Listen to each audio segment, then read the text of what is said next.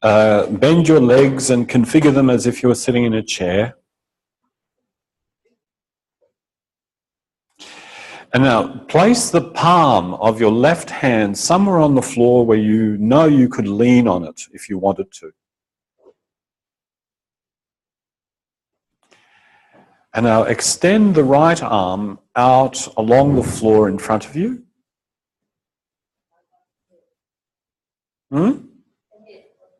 If you need something underneath the head, put it underneath, but you'll find that in a few moments it will get in the way, then you'll have to take it away. So do what it is that you need to do now. Yeah, the right hand is in front of you. Yeah. The left hand, the palm of the left hand is somewhere on the floor where you can use it for support to lean on.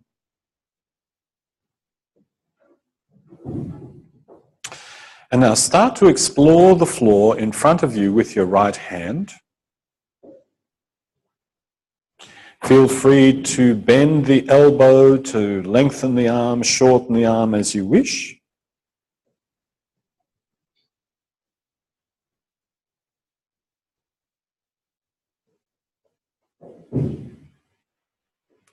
And find out how far around yourself can you go with that right hand exploring the floor.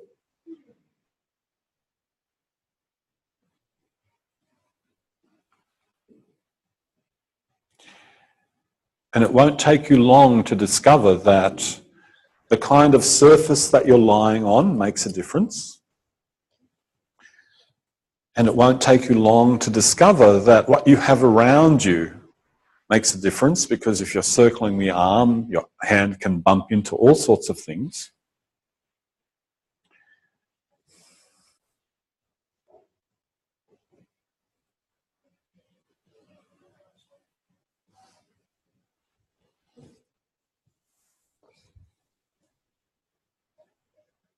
And really find out, where can you go around yourself with this underneath arm with the notion of possibility?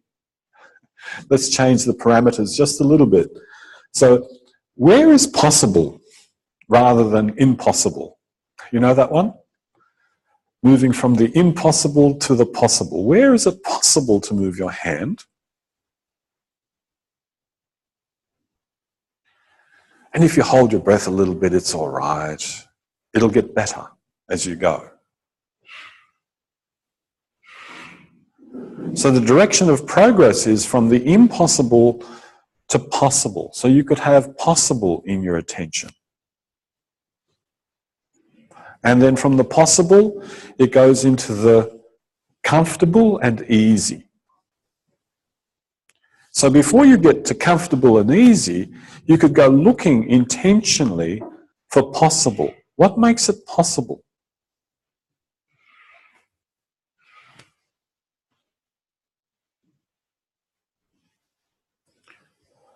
Yeah. Some of you have lifted your head and turned your head backwards to look behind yourself. Yeah, you've made it possible.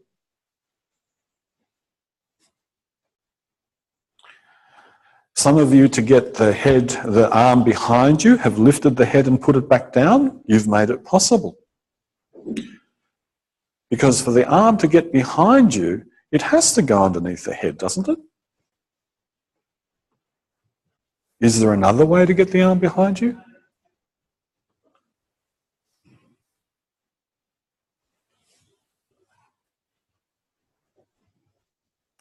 And what happens when you discover that other way?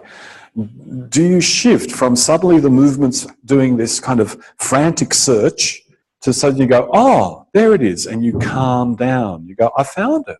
I found a way through. And then you discover possibility, ease, less franticness.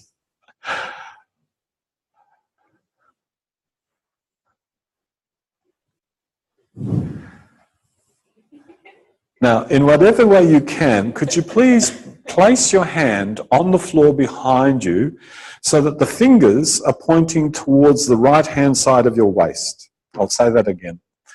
In whatever way you can, find a way to put the hand on the floor behind you so that the fingertips are pointing towards the waistline on the right-hand side. And now being very gentle with yourself, start to slip the hand under as if you wanted to introduce the fingers between your waist and the floor, and then bring the hand back out again. Just that.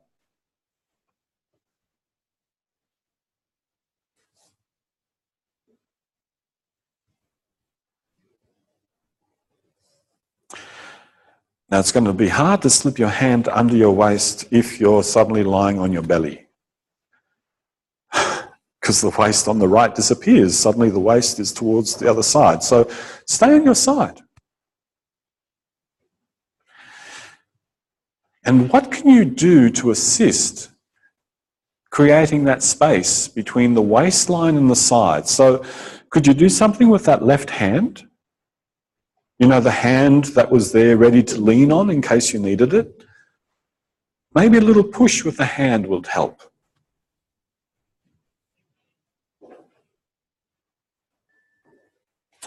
And then maybe if you push a little bit with the hip, maybe that will help.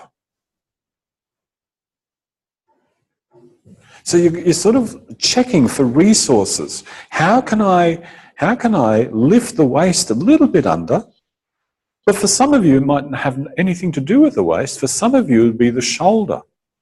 How do you create a little bit of space between your shoulder and the floor to get the hand underneath? Now, this is a manipulation question.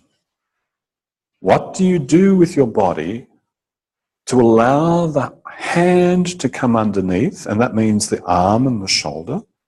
And what do you do with yourself to create the space? And the only constraint on you at this moment is that somehow you stay lying on the side, more or less. Not completely rolled onto the back, not completely rolled onto the front, but staying on the side. Now, can you introduce the wrist underneath and then take the arm back out? And if that is getting easy, could you take the whole of the forearm underneath and take it back out? And as that starts to get possible, perhaps you could start to imagine taking the whole arm through until the elbow pops out at the front, and then you just take everything underneath yourself again.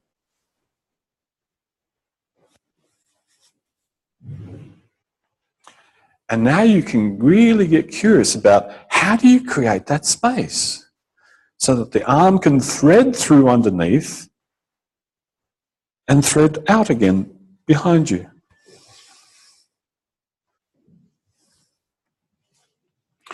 Now, if your elbow is lying on the floor, that makes it really difficult to use your arm to push yourself with. If you don't believe me, try it out. Yeah, if your elbow and forearm are lying on the floor, notice your capacity to push against the floor is greatly reduced. Can you feel? Yeah. So you have to lift your elbow. Yeah, that's true. So consider, how could you use your left arm to help? And if you need to lift your head for the moment to solve the puzzle, lift your head. Later on, once you've solved the puzzle, you'll find another way to solve it. That's the nature of puzzles. Once you've got the puzzle, it's not a puzzle anymore. It's just an elaboration. Oh, another one. Oh, another one.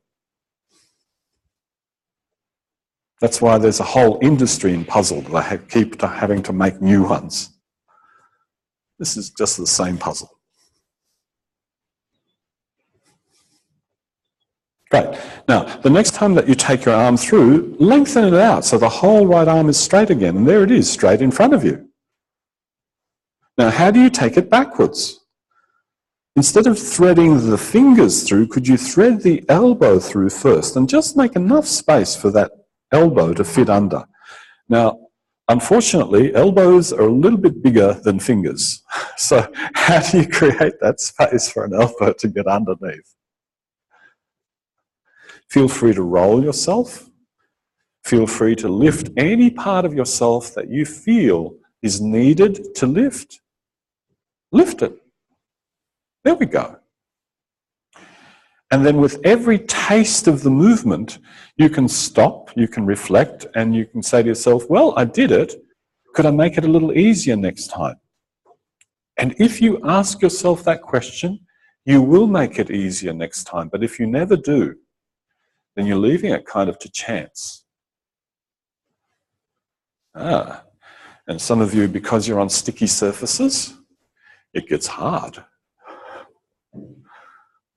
So friction plays a major part in this lesson. The friction of the floor.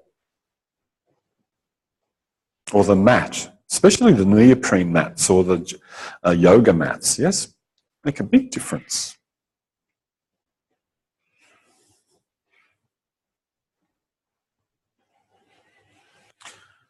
Good, so now take that arm through so that it's behind you and then thread it through so that it's in front of you and just go back and forth. And every time you take the arm forward, lengthen it completely out and then take the elbow through until the arm is behind you again. Just that.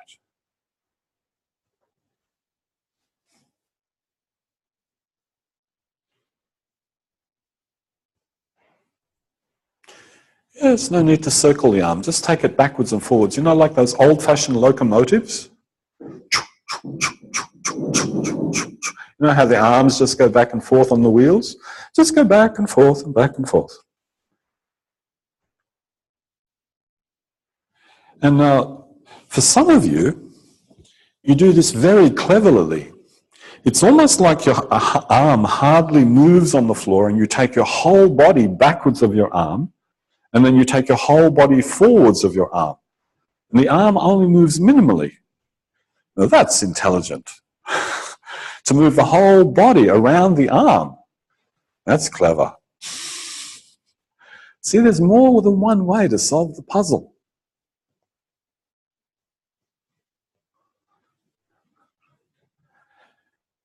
And that solves the friction problem because the arm just kind of stays there and you go, ooh, back and ooh, forward.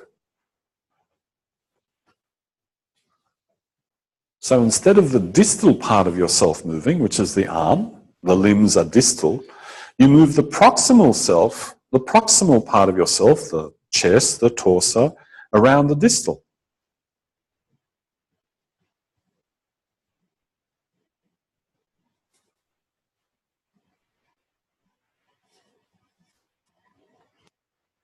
Great. Use that movement to roll onto your back. And then you'll definitely be using the distal, the proximal, right?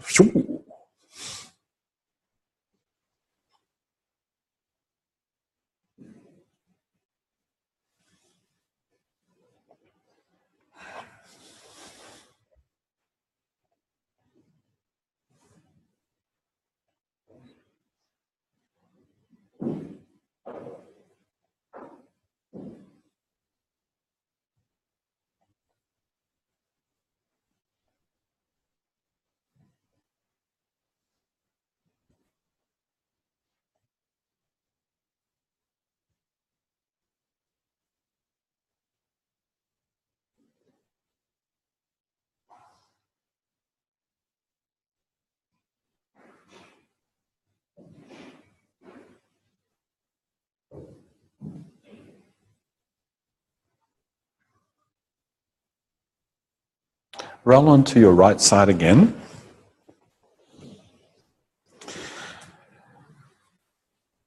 Lean on your left hand on the floor with the elbow up in the air.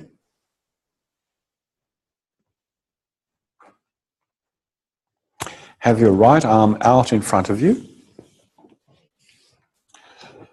And now just try out different ways. How could you lift your head a little bit from the floor? And put it down. Find out. Do you roll your head a little bit forward first or a little bit backwards first before you lift it? Do you lift the head with the assistance of the shoulders or not?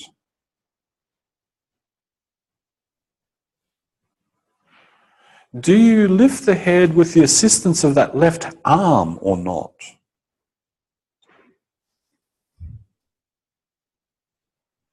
When you lift the head, does the pelvis get involved?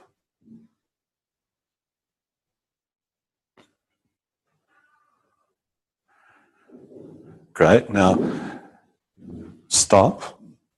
And now find a way to increase the space between your right hand side of your torso, the waist, and the floor. It's also lifting. How do you lift that part of yourself away from the floor?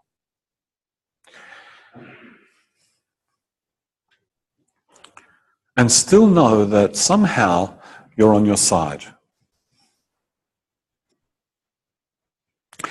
In other words, how much of you can you lift from the floor and still know that you're lying on your side?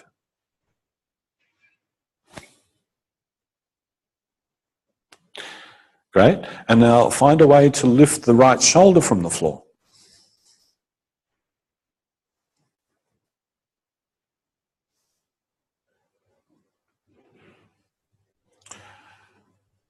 And when you're doing larger movements like this, it's possible to make the movement very small so that you're not wasting a lot of energy. Because if by the time you've done, say, 100 repetitions or so, and they're all big movements, your experimenting will exhaust you. So rather than your experimentation exhausting you, make each movement small so that it doesn't eat up all of your energy, and be very, very attentive. Because you can tell whether this is going to be easy or not, right from the beginnings of it. Do you need to keep our right arm straight in front of us? No, that was only a starting position.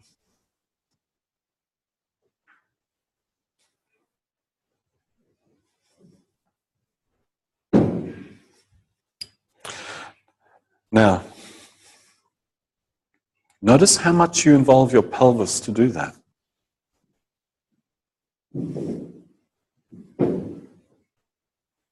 Which way do you shift the weight of your pelvis that will liberate the shoulder from the floor?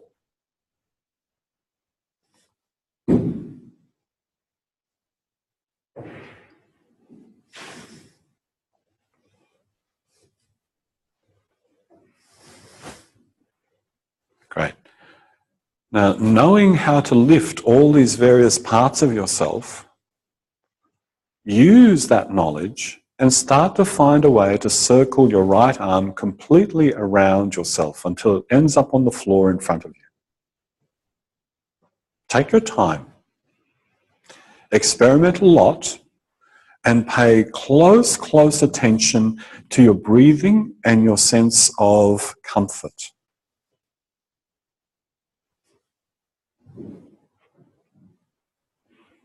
Initially, allow as much of yourself to lift off the floor as needed, knowing that you're still lying on your side.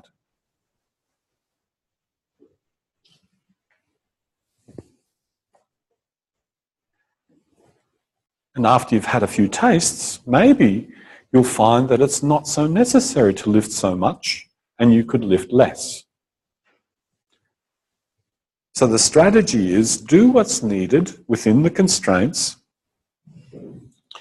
and then gradually do less and less and less until you end up with the final skill that is highly refined, very, very coordinated,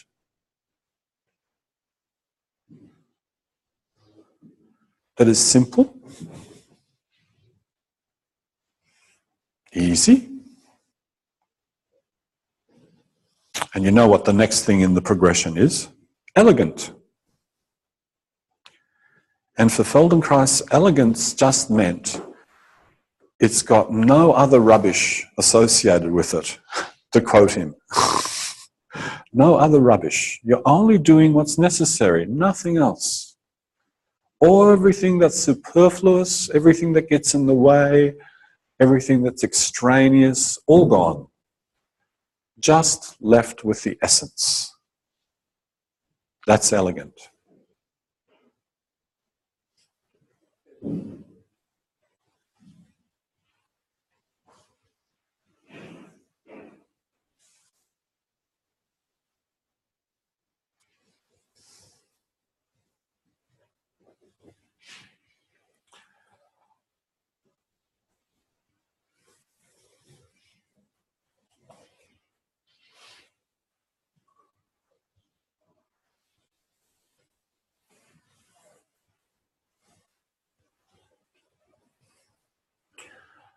Pay attention to the movement of the pelvis.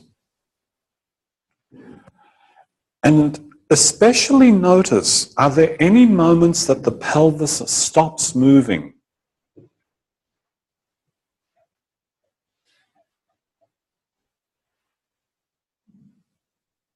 If there are, start to explore the idea of circling the arm while the pelvis continues to move, so that at no moment is the pelvis frozen in space, not moving. That was a good yawn. Was you?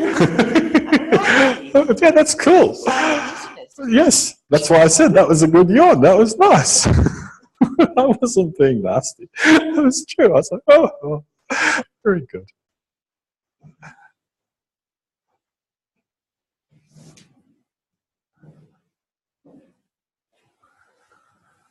Now, if you want to, you can reverse the direction at any time, and that might give you more information.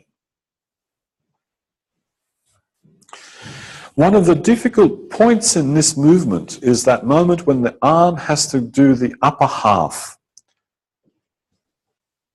Yeah, play with the timing. When does the arm need to flip? When does that palm need to change its orientation?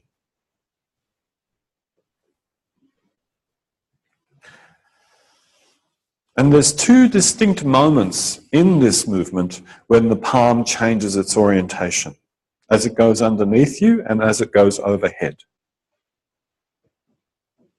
as it makes the transition behind you or in front of you, depending on which direction you're circling your arm.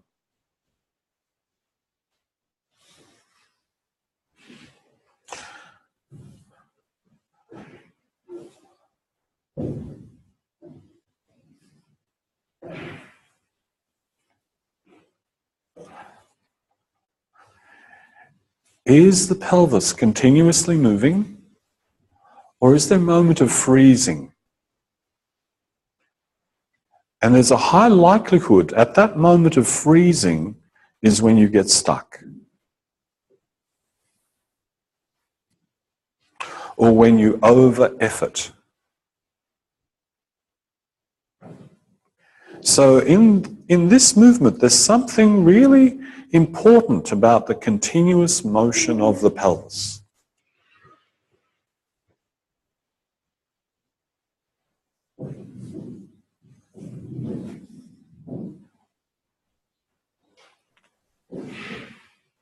Now that motion is not necessarily just forwards and backwards, right? The motion is also relative to your head, up and down. And it's also relative to your tummy and back, forwards, tucked under or arched back, tipped forward or tipped backwards.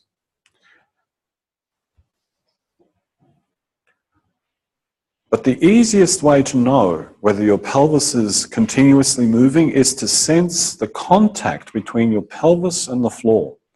And if you can continuously sense motion between that, in that place of contact, then you know pelvis is moving. Because the contact is always changing. Easiest way to know.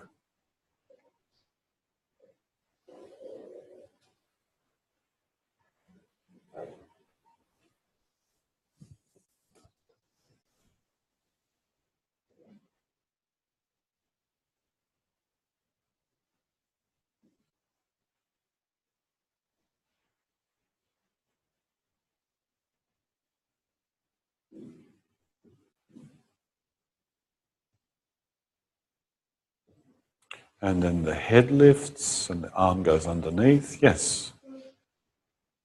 And then the elbow goes underneath, and the body goes forward of the arm. And then there's a moment as the arm circles above that the armpit has to get really close to the floor. There we go. And for that armpit to get close to the floor, the ribs on the right-hand side must flare apart.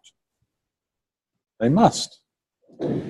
If you're using too much force, then the rib cage will be held together and the ribs won't be able to flare apart. And so the arm can't get long, and it makes it difficult.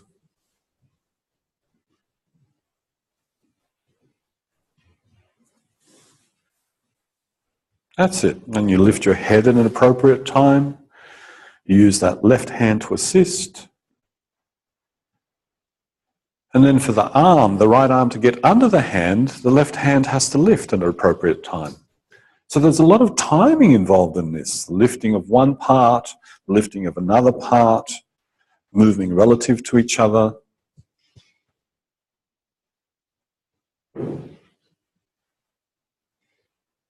And then you ask yourself the question, when do you replace parts of yourself onto the floor again?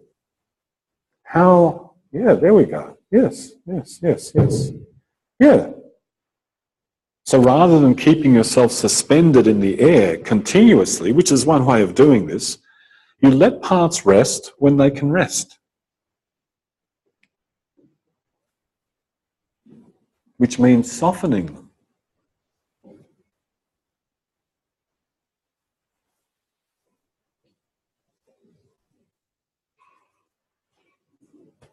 Please leave that, lie on your back and rest, please.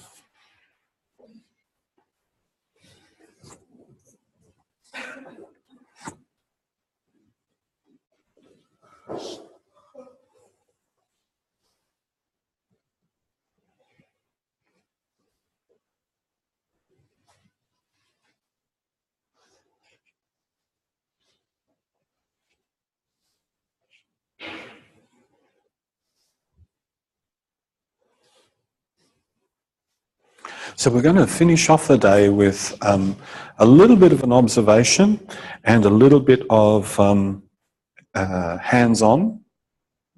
And the hands-on is not for you to manipulate your partner, it's just to sense the pelvis moving. So don't feel like you have to do anything to your partner or for your partner. You just need to track their moving pelvis, that's all. But before we go on to that, because we'll finish off the day with that, think to yourself, what is it to pay attention?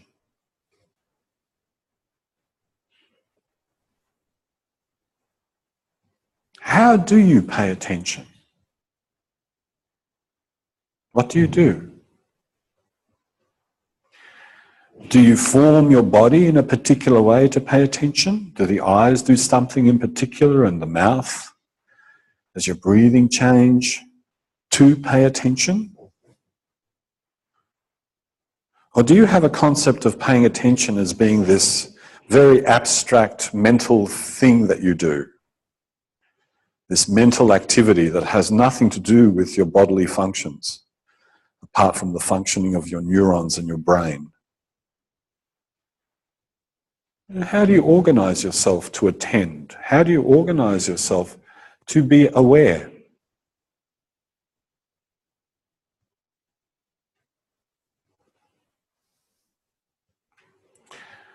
So, working with the person closest to you, one person lies on their floor on their right side and circles their underneath arm, and the other person watch their pelvis. So, one person decide to lie on their side, one person sit up, get into pairs.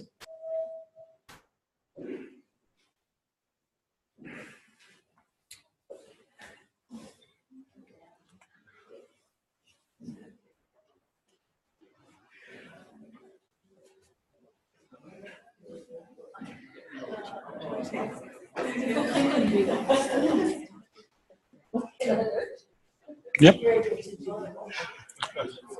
And the person lying down,